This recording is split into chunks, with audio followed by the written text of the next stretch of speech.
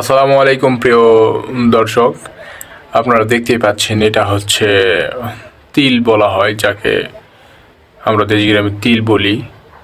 এটা দিয়ে অনেক কিছুই তৈরি করা যায়।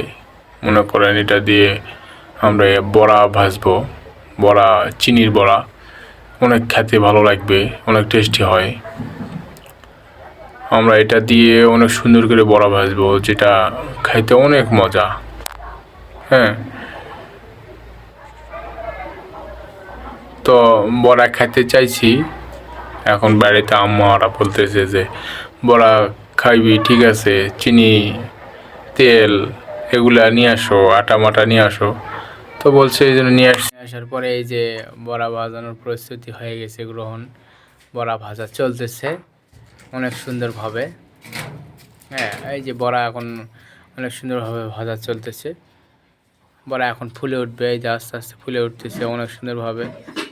এই বড়াটা খেতে অনেক ভালো লাগে, যেহেতু বড়াটা ফুলতেছে। তারপরে দেখেন কিভাবে কড়মড় করে চাবিয়ে খাচ্ছে আমার ভাগিনা, কড়মড় কড়মড় করে। হ্যাঁ, খেতে অনেক মজা খাইতেছে ভাগিনা। তারপরে এখন ওই যে আমার বাবা আইছে, বাবা বসে থেকে খাবে, আমিও খাচ্ছি। অনেক সুস্বাদু, অনেক মজাই যে আমি খাচ্ছি। হ্যাঁ, তো ভালো থাকবেন।